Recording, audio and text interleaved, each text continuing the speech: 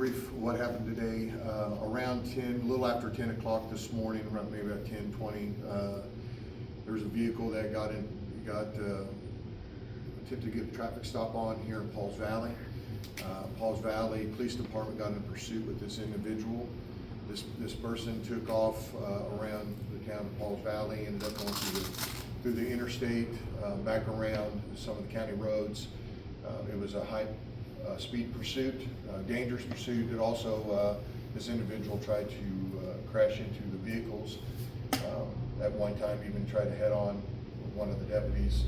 So you know, it was getting very public safety was an issue.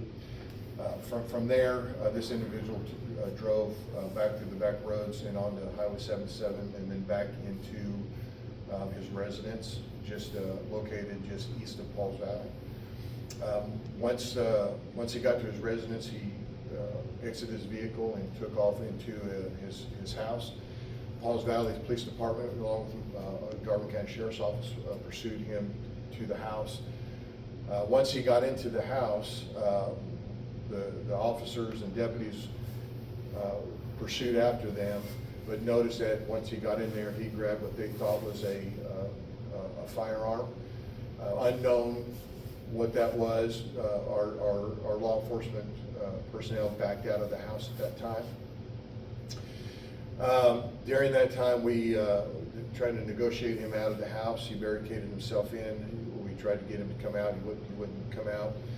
During our investigation, we found him to be a native, and so we asked for the Light Horse Police Department to come and help us with that.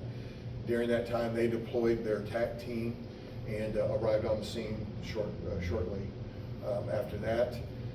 More negotiations took place, and there was a time where he was communicating he did not want to come out of the house. The TAC team from Light Horse Police Department deployed some spray or some gas agents in there. He still didn't want to come out. That time that they deployed a drone into the houses to check on him. He tried to destroy the drone. They backed out of that.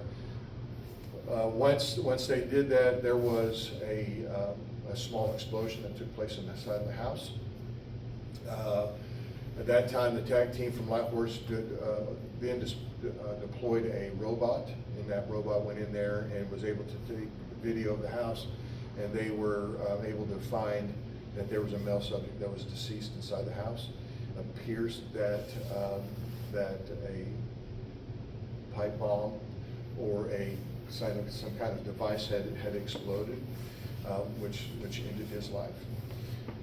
From there, since we were able to find that out, we backed out as well. All of our there, we evacuated a couple of surrounding houses to make sure that everything was safe.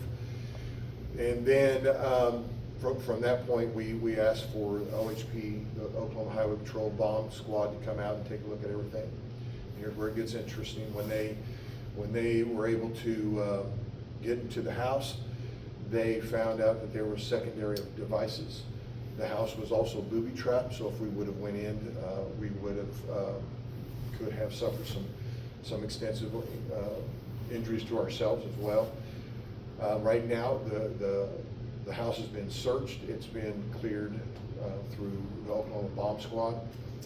There's no threats to the public, and so now we have asked for the Oklahoma State Bureau of Investigations to come in and take over the investigation to get down to the bottom of what took place. So they're actually at the scene right now, investigating that scene as we speak. A couple things. So the original pipe bomb, that small explosion you described, was that intentionally blown off, do you think? Well, that's what I don't know, and that's why we've asked for OSBI to come in. We asked for the bomb squad to come in as well, and you know, so we've got a lot of investigations to go on to see what's going on. So those items are going to be collected, they're going to be analyzed, and hopefully that you know, we'll get an answer of whether or not it was self-destructed or if it was accidentally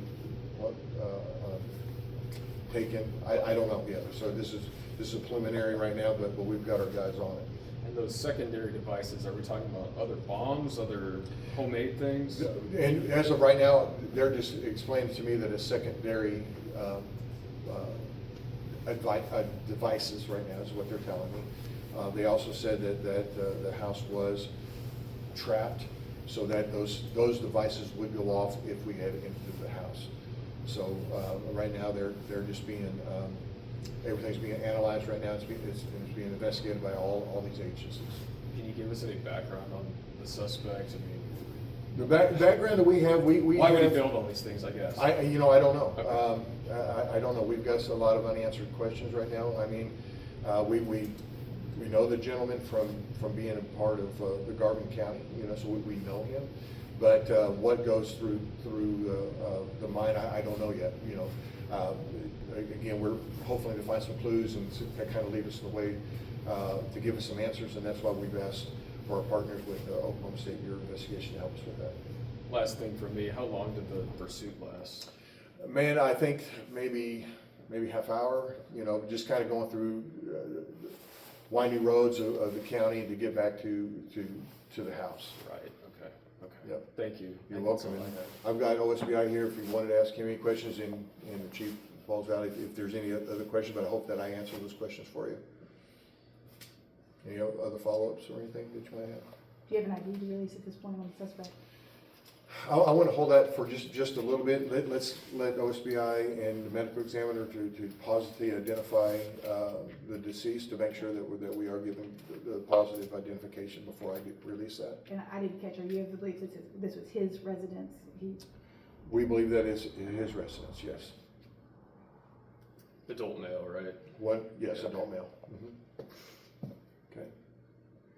Anything else? I think that's it. Thank you, Sheriff. You're welcome. You're welcome. Thanks for having us out. Thank you guys for Yeah. driving all over that way.